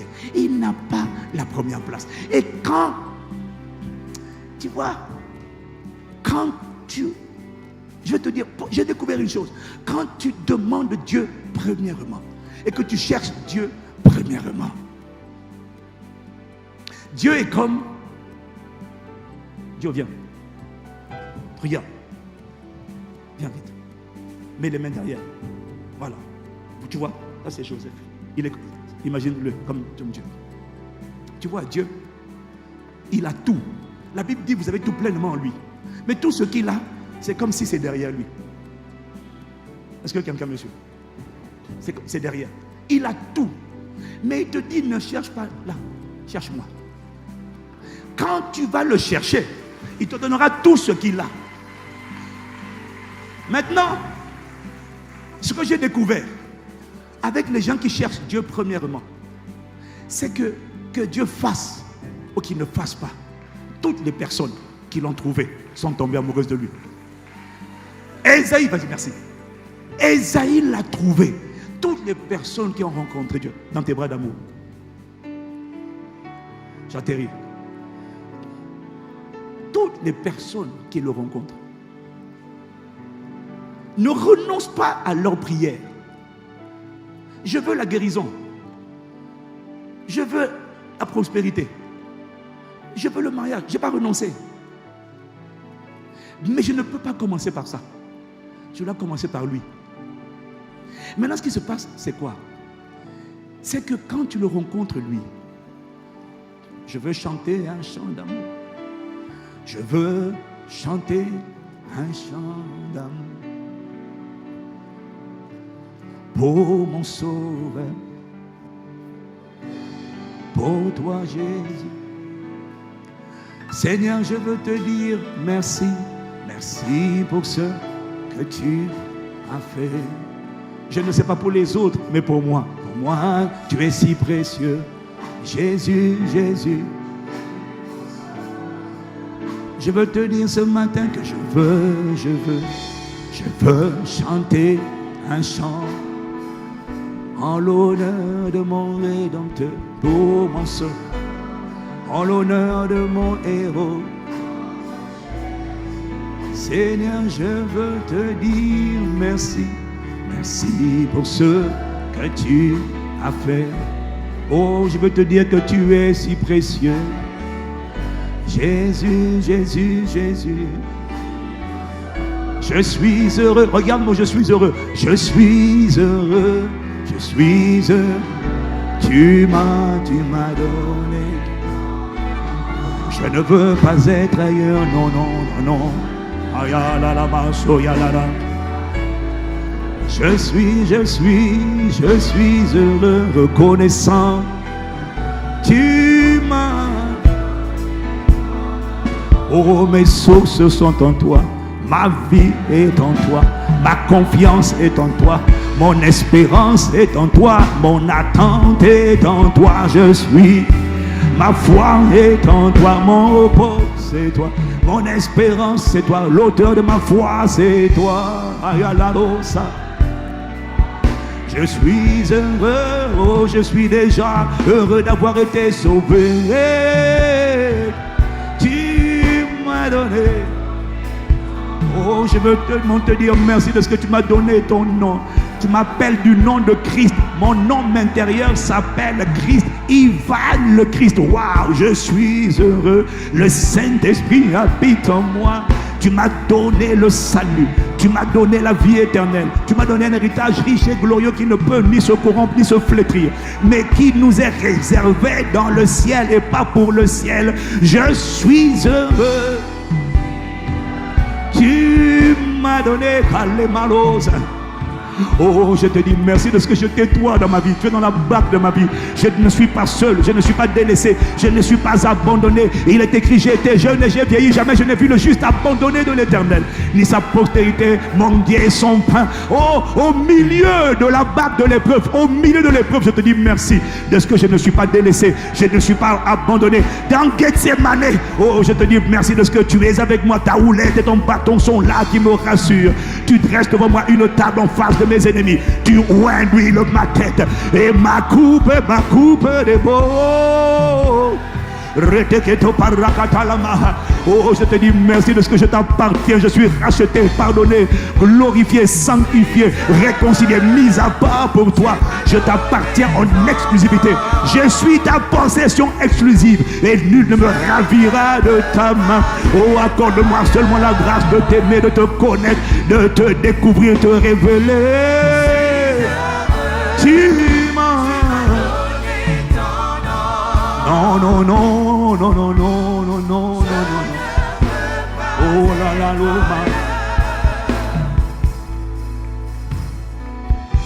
Chaque fois que tu le désires lui, je veux te dire une chose. Toutes les personnes qui l'ont rencontré, parce que les gens qui le rencontrent, ce ne sont pas des gens qui prient, tu l'as entendu, ce sont des gens qui le cherchent, qui le désirent. Parce que Dieu a une nature, il a une particularité. Dieu est un Dieu qui se cache, afin de n'être trouvé que par ceux qui sont prêts à payer le prix. Mais j'ai découvert que toutes les personnes qui ont payé le prix, qui l'ont cherché, imploré, demandé, supplié, qui l'ont mis en priorité. Il ne te dit pas de renoncer au reste. Il ne te dit pas de chercher, il ne te dit pas de renoncer à la guérison. Mais il te dit de ne pas chercher la guérison, de chercher le Dieu des guérisons. De ne pas renoncer. Il ne cherche pas la faveur, cherche le Dieu de la faveur. Ne cherche pas les choses, ne cherche pas la délivrance, cherche le Dieu des délivrances. Toutes les personnes qui cherchent la guérison sont comme la femme avec la perte de sang, allant de main en main, de médecin en médecin, de prophète en prophète, de pasteur en prophète, de déception en déception. Et elles finissent toujours déçues. Il y a des choses que tu n'as pas expérimentées parce que tu ne cherches pas le Dieu de la chose, tu cherches la chose. Quand tu cherches la chose, Satan va toujours t'égarer. Quand tu cherches la faveur, Satan va toujours t'égarer. Ne cherche pas la faveur, cherche le Dieu qui incline, qui lorsqu'il approuve les voies d'un homme, il incline en sa faveur. Même ses ennemis, pas les amis, même tes ennemis sont capables de te créer le tapis rouge. Mais il ne faut pas chercher la faveur, parce que si tu cherches la faveur, tu vas te prosterner pour avoir une faveur, tu vas coucher pour avoir une faveur, tu vas te compromettre comme disait le pasteur hier. Mais ne cherche pas les choses, cherche le Dieu des choses. Et j'ai découvert, quand tu cherches le Dieu des choses et pas les choses, tu vas le trouver. Mais quand tu vas le trouver, il va t'arriver ce qui est arrivé à Job, il va t'arriver ce qui est arrivé à Jean, il va t'arriver ce qui est arrivé à Esaïe. Toutes les personnes qui ont une révélation de lui sont, Oh bon, la kata, ils tombent amoureux parce qu'ils rencontrent la gloire. Quiconque rencontre la gloire. Quiconque rencontre la gloire. Comme Paul est foudroyé, transformé de gloire en gloire. Il quitte le présent. L'esprit l'emmène dans la conscience de l'éternité, dans la conscience de l'espérance. Ce genre de personnes ne sont plus attachés aux choses de la terre. Ils ne renoncent pas, mais ça ne les impressionne plus. Parce que ceux qui ont goûté un avant-goût de l'éternité, un avant-goût de l'espérance, c'est-à-dire que quand Dieu se révèle, Dieu se déshabille. Et puis il te montre les facettes de lui. Il te montre sa sainteté. Il te montre son amour. Il te montre sa bonté. J'ai vu des gens guéris du rejet juste parce qu'ils l'ont rencontré dans l'adoration. J'ai vu des gens guéris du découragement juste parce que, tu vois, quand Dieu se révèle, quand tu le cherches, à force de le chercher, il se révèle. Et quand il se révèle, je te fais une promesse.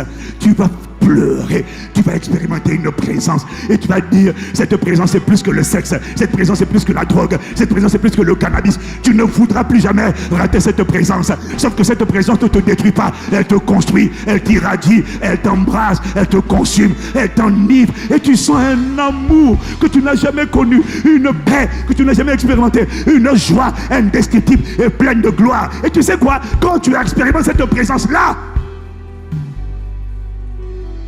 même quand Dieu n'a pas donné ce que tu demandes,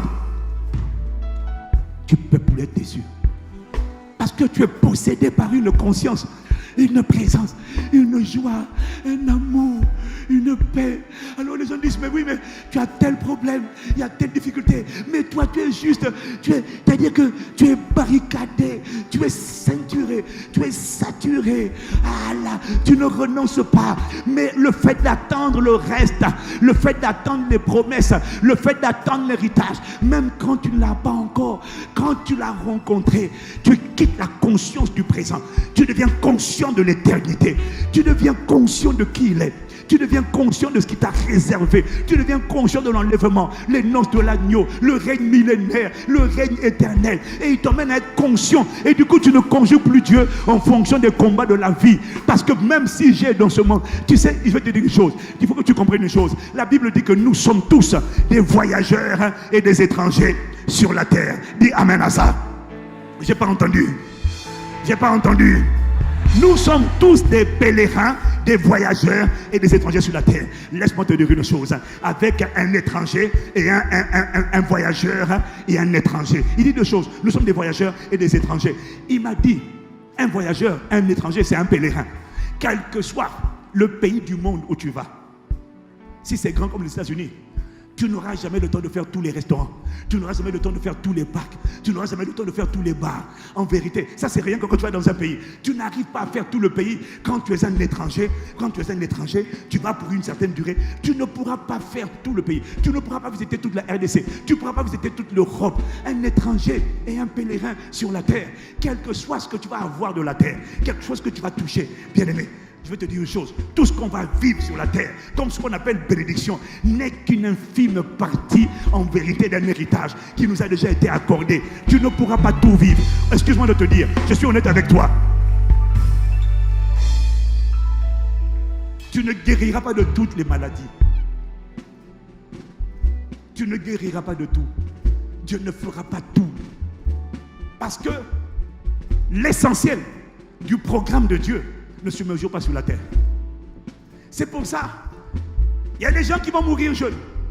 Il y a des gens qui vont quitter la terre célibataire. Mais les personnes qui l'ont rencontré, les personnes qui ont eu la conscience de qui il est, jamais tu ne verras, oh, je ne me suis pas marié. Non. En fait, l'avantage de le rencontrer, lui, c'est que quand tu le rencontres, même quand ce qui est dans sa main, et tu vas l'avoir, il n'y a pas de problème. Mais tu n'auras pas tout. Parce que sur la terre, tu vis 60, 80, 90 ans. Tu ne pourras pas tout voir, tout vivre, tout avoir. Tu ne fais que passer. Mais ceux qui l'ont rencontré sont tellement heureux de lui.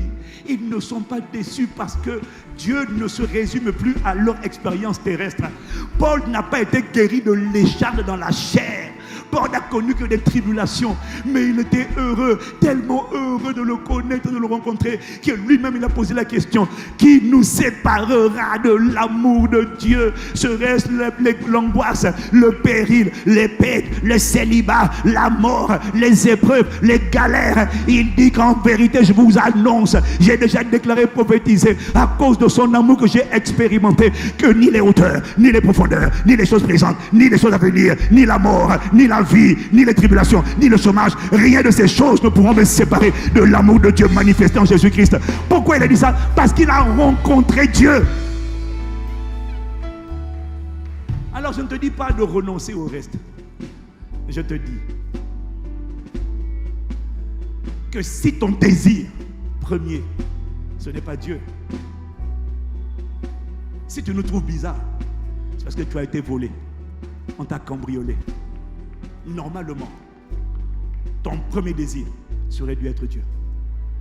C'est ça la normalité, au commencement. Et c'est là que Jésus nous a ramenés, au commencement. Maintenant, si ce n'est pas ton premier désir, ce n'est pas parce que tu n'as pas reçu Jésus. C'est parce que tu es venu à Jésus. Mais l'amour du monde ne disparaît pas automatiquement. Voilà pourquoi nombreux, on n'aime pas Dieu. Il est là, mais on n'a pas le désir de lui. On n'est pas normal.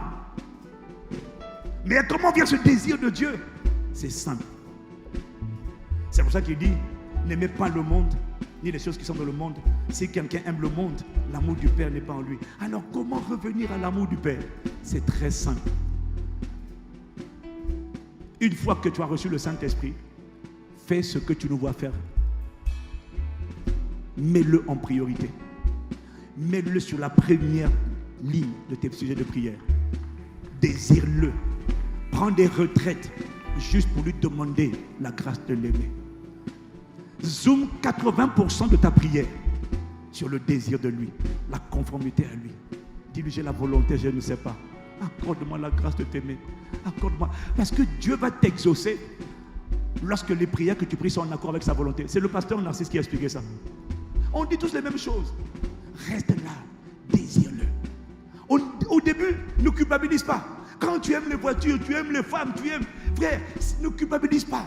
Mais décide seulement de passer du temps à demander, à crier, à implorer. Plus tu vas lui demander lui, plus tu vas soupirer après lui, plus tu vas voir qu'à l'intérieur de toi, l'amour du monde va commencer progressivement à diminuer. La conscience de lui, le désir de lui va continuellement augmenter. Il va y avoir un rééquilibrage, et ce rééquilibrage va venir lorsque tu vas faire de lui. Tu ne vas pas seulement le chanter. Je ne parle pas de chanter, je parle de demander la grâce de l'aimer. Demande la grâce de l'aimer. Demande. Plus tu vas lui demander, plus tu vas sentir son amour entrer, son amour augmenter, son désir ardent. Parce que c'est lui qui le produit en toi, le vouloir et le faire selon son bon plaisir. Mais change la nature, l'orientation de tes prières. Ne commence plus par les choses. Cultive l'habitude de l'attendre, de le supplier, de lui demander. Ne lui dis pas je t'aime, dis-lui je veux t'aimer. Accorde-moi la grâce de t'aimer. Il sait que tu ne l'aimes pas, mais dis-lui accorde-moi la grâce. Change ta manière de prier. Commence avec lui. Tout le reste te sera donné par-dessus tout. Cherchez premièrement, fais de l'Éternel tes délices et t'accordera tout ce que ton cœur désire. Mais commence par lui. C'est ça que j'ai essayé de télécharger ce matin dans ton cœur. Commence par lui, soupire après lui. Demande-lui. Ne chante pas seulement des chansons. Dans les chansons, mets tes propres mots. Dis-lui: Seigneur, ne me laisse pas dans ma misère. Ne me laisse pas comme je suis. Enrobe ta prière dans le chant. Enrobe ta prière dans des mélodies. Crée tes chants nouveaux. Invente tes mots. Mais assure-toi que tes mots soient les mots de quelqu'un qui soupire, qui désire. Ilata rakemala opraka lado saka ilata. Ce que le Père regarde, la lama, c'est le fond de notre cœur. Ce que, oh Maria, il a là, ce sont les actes. Ce que le Père regarde, Ce que le Père regarde, c'est le fond de notre cœur. Ce que le Père cherche. Oh, pendant 1 minute, pendant 2 minutes, je t'en supplie, prends le temps de demander à Dieu. Accorde-moi la grâce de t'aimer, car ce que le Père regarde, ce que toi tu regardes. Oh, j'ai été cambriolé, je demande pardon. Ma normalité, c'est de t'aimer. Ma normalité, c'est de te désirer. Alors, quand tu pries, au lieu de demander, Seigneur, protège ma journée et bénis ma journée, non, non, non. Demande-lui, Seigneur, accorde-moi la grâce de t'aimer. Ne me laisse pas indifférent à toi. J'ai la volonté, mais je n'ai pas la capacité. Change ta manière de prier. Change ta manière de prier. Demande-lui, demande-lui, demande à Dieu, Dieu. Demande à Dieu, Dieu. Demande à Dieu le plus beau des cadeaux qu'il peut te donner. Et le plus beau des cadeaux, c'est lui-même, par le Saint-Esprit. Oh là là, ma sotoka. Ce que le Père regarde. Oh, s'il te plaît, aide-moi. La lama sotokelema. Ibarado, c'est les kamalado, si allez. Ce que le Père cherche, ce sont des livrements qu'il adore, qu'il adore. Oh, je t'en prie. Accorde-moi la grâce de t'adorer. Accorde-moi la grâce de t'adorer en esprit et en vérité. Accorde-moi la grâce d'être sincère. Oh, accorde-moi la grâce de te trouver. Est-ce que tu es en train de prier encore 1 minute? Est-ce que tu es en train d'implorer? Oh, accorde-moi la grâce de t'aimer. Les masata. Ibreke la main sauté. À la malo, c'est les mains. Je t'adore en esprit et en vérité. Je t'adore en esprit et en vérité. Et je t'adore en esprit et en vérité. Je te cherche.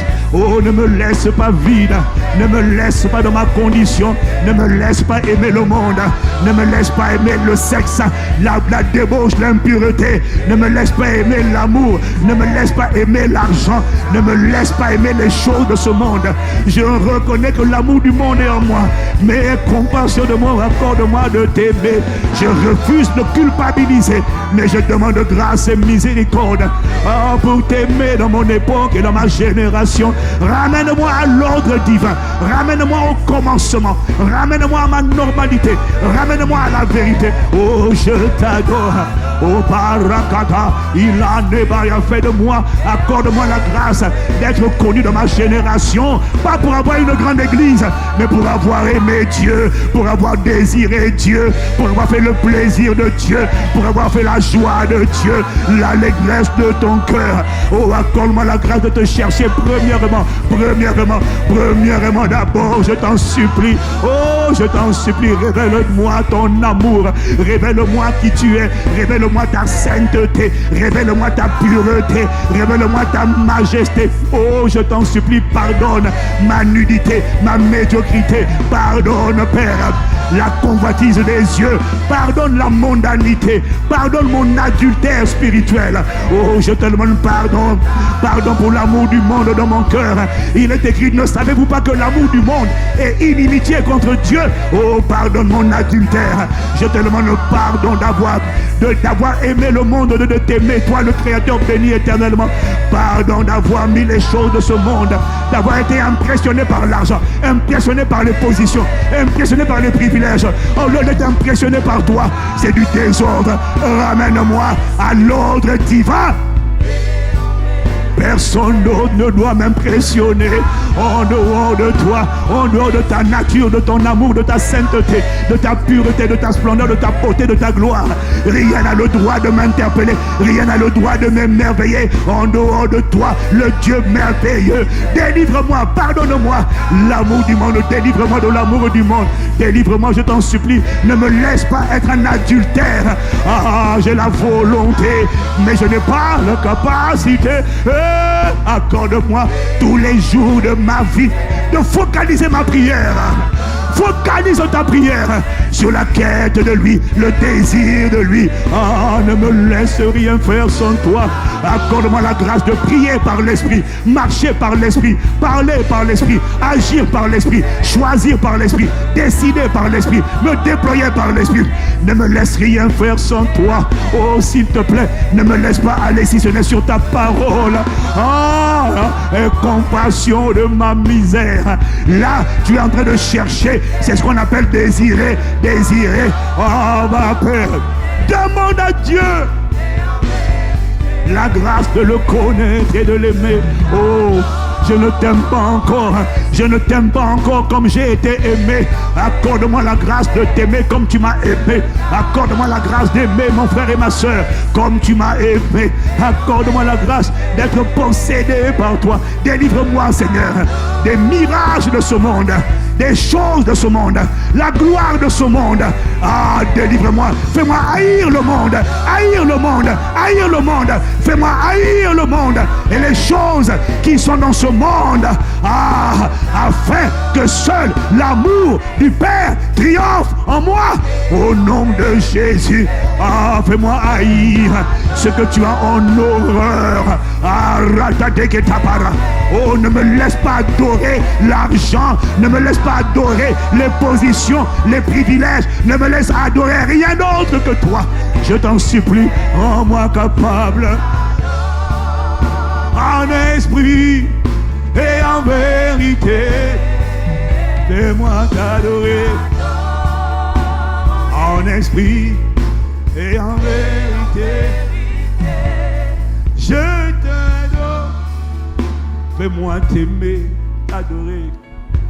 Oh Père, 70% de ma prière depuis ma conversion en 1995, c'est Dieu. Je désire, je t'en supplie.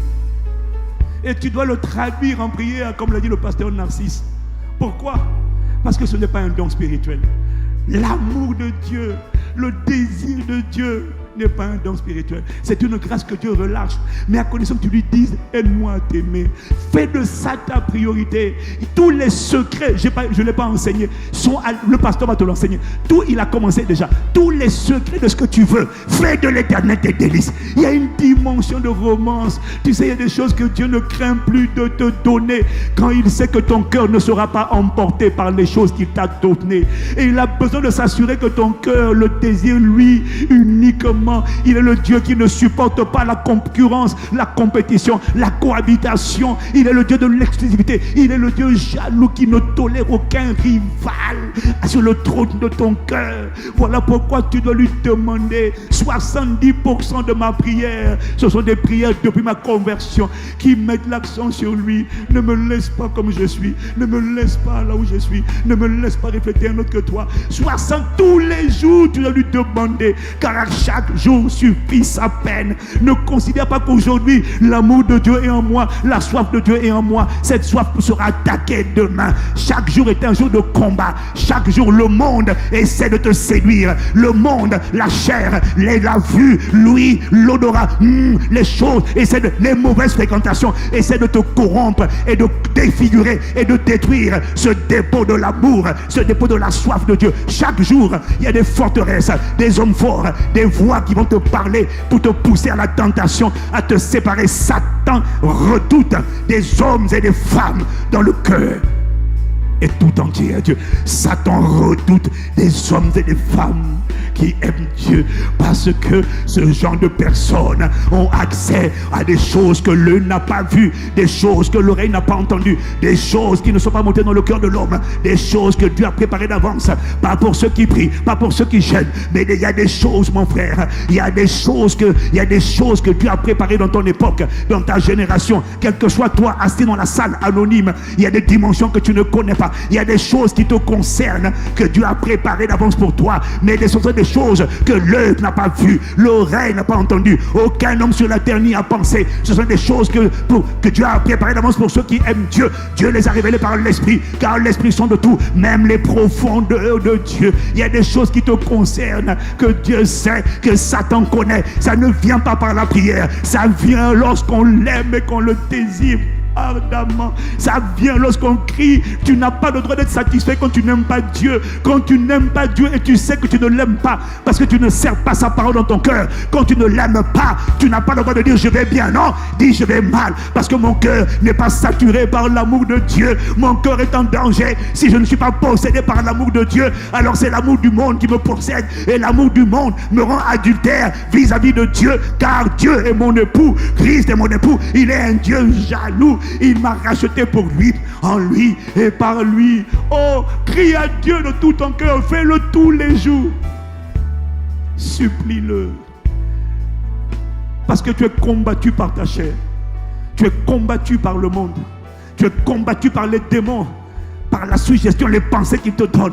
Il y a une unité tripartite, la trilogie de Satan, te combat tous les jours pour empêcher l'amour de Dieu d'être formé en toi, la plénitude de la divinité d'être assise en toi, l'accès aux choses que l'œil n'a pas vues. Bien aimé, il y a des avantages que tu ne connais pas. Les gens qui aiment Dieu sont les gens qui expérimentent les visitations du Dieu jaloux. Ah, le Dieu qui ne supporte pas qu'on touche à sa femme. Tu attaques l'épouse, Dieu va te tabasser. Bien aimé, il y a des dimensions de Dieu que tu demandes à Dieu de manifester. Il ne peut pas manifester parce que quand le ciel te regarde, tu n'es pas encore dans la dimension de l'épouse. Alors la jalousie de Dieu, la fureur de Dieu, tu veux que Dieu se mette en fureur, mais sa fureur n'est pas activée parce qu'il ne voit pas en toi le cœur de l'épouse. Mais il y a des gens, quand tu les attaques comme des David, comme les Nabal l'a injurié, Dieu est venu achever Nabal le lendemain.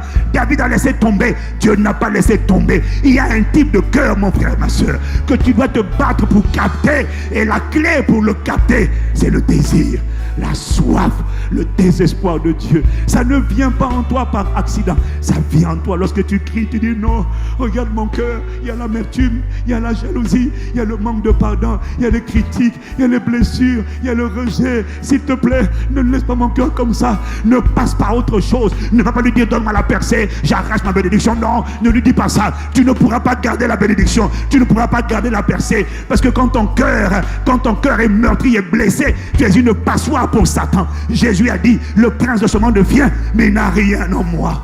Oh là là, il a kata. Oh, mal. Quand tu sais que ton cœur n'est pas propre, on ne va pas demander le travail. Là, non, reste devant lui. Cherche premièrement. Tant que tu n'as pas trouvé ça, ne va pas ailleurs. Ne va pas ailleurs. Prends le temps qu'il faudra. Prends le temps qu'il faudra. Reste là, jusqu'à ce qu'il te connecte, jusqu'à ce qu'il te guérisse, jusqu'à ce qu'il te rencontre. Et quand il va te rencontrer, maintenant il va se révéler, il va te donner des paroles. Et ces paroles sont les portes qui vont ouvrir tout ce qui était fermé dans ta vie. Mais en attendant, ne passe pas vite à l'étape suivante. Tu sais que tu es amer, tu sais que tu es jaloux, tu sais que tu es cynique, tu sais que tu es débauché. La raison pour laquelle tu es dans le péché, c'est pas parce que le péché est trop fort, c'est parce que ton cri n'est pas réel, ton désir de lui n'est pas réel. Tu ne lui demandes pas lui, tu demandes les choses, mais pas lui. Cherchez premièrement. Oh, je t'en supplie, aide-moi, aide-moi,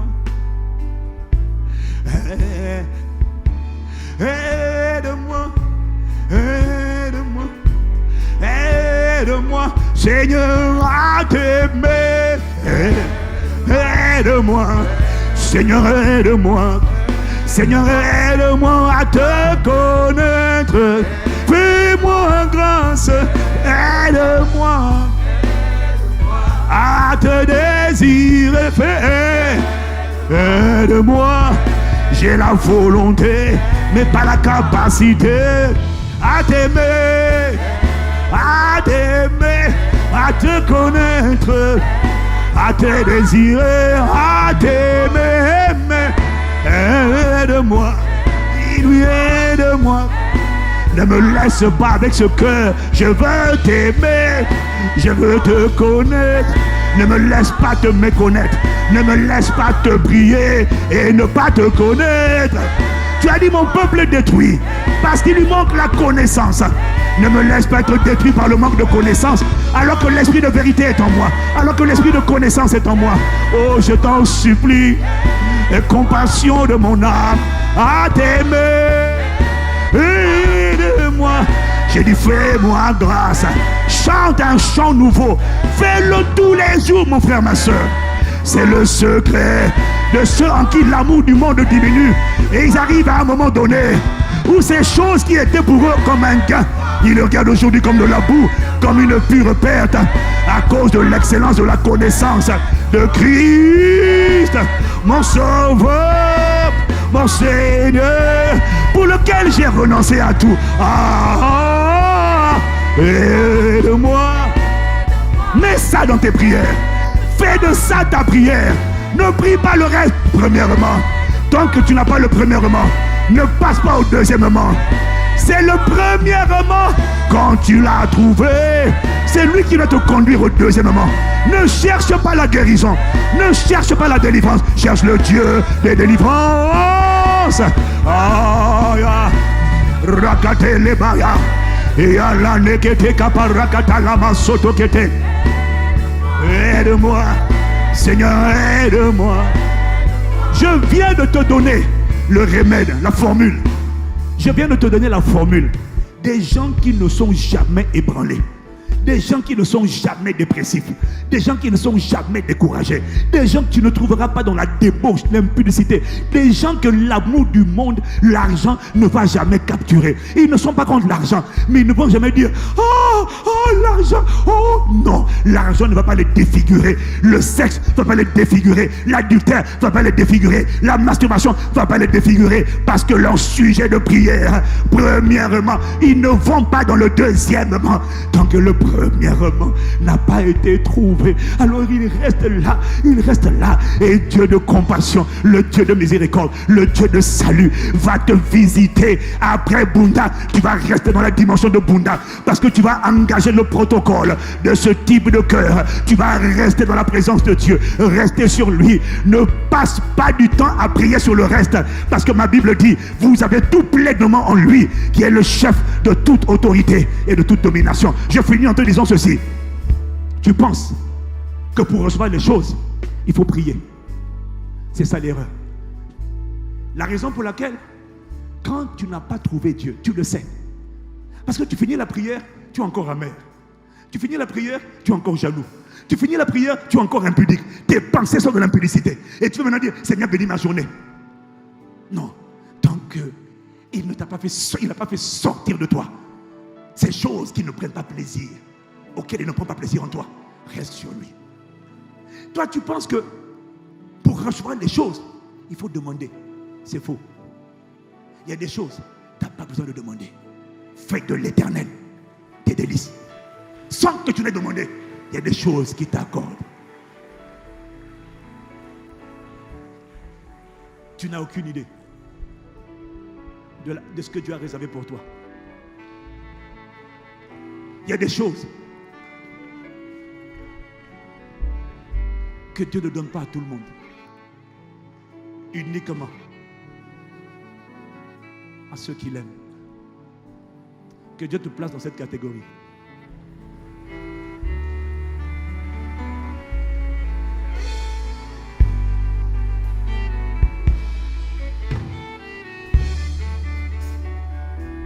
Seigneur, aie compassion de nous. Seigneur, aie pitié de nous.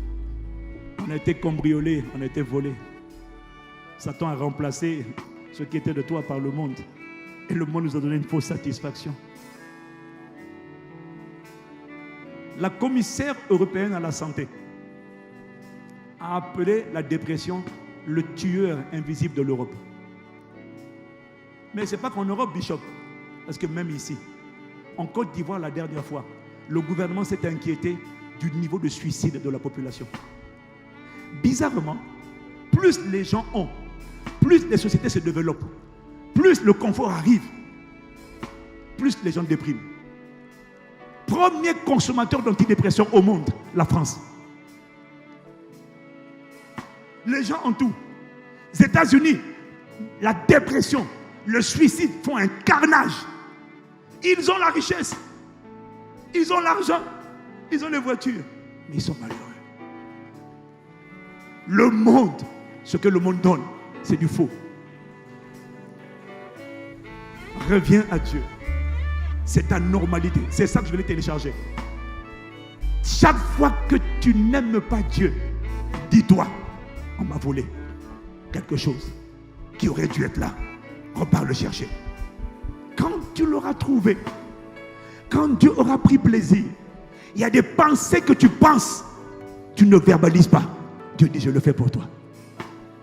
Que ce soit ta dimension, que ce soit ton expérience, que ce soit la grâce dans laquelle tu opères. À partir de cette version de Bunda 21, que plus jamais tu ne retournes en arrière. Au nom de Jésus, le Christ. Nous avons ainsi prié avec action de grâce. Amen, amen, amen. Amen, amen, amen. Amen. Attends. Avant de clôturer, de remettre la parole au pasteur Christian, je voudrais juste donner à quelqu'un qui n'a pas encore fait la paix avec Jésus. Ou alors tu as rétrogradé et tu es là aujourd'hui parce que tu as été invité. Ou alors tu ne le connais pas. Tu pries, mais tu sais que tu ne le connais pas. Tu n'as pas fait la paix avec lui, tu ne l'as pas invité dans ta vie comme Seigneur et Sauveur. Avant de rendre le micro, je veux juste faire cette prière. Incline la tête avec moi. Je vais te donner l'opportunité de revenir à lui. Mon frère, ma soeur, demain n'est qu'une espérance. Demain ne t'appartient pas. Aujourd'hui est la seule réalité que tu as. Beaucoup de gens, aujourd'hui, font des plans pour demain. Mais ils mourront aujourd'hui, mais ils ne savent pas encore. Tu ne sais pas de quoi demain sera fait. Alors je vais prier pour toi. Il n'y a pas de plus grande chose que d'être sauvé et de rencontrer Jésus, de lui donner ta vie. Mais ne t'arrête pas là. Va plus loin. Demande-lui la grâce de l'aimer. Incline la tête avec moi, je vais prier pour toi. Dis avec moi, Père, au nom de Jésus, je te demande pardon pour mes péchés. Aujourd'hui, lave-moi par ton sang précieux. Jésus, viens dans ma vie. Change mon histoire. Guéris-moi. Transforme-moi. Et fais de moi la personne que tu veux que je sois. Au nom de Jésus, à partir d'aujourd'hui, je confesse que Jésus, tu es mon sauveur et le Seigneur de ma vie. Au nom de Jésus. Amen.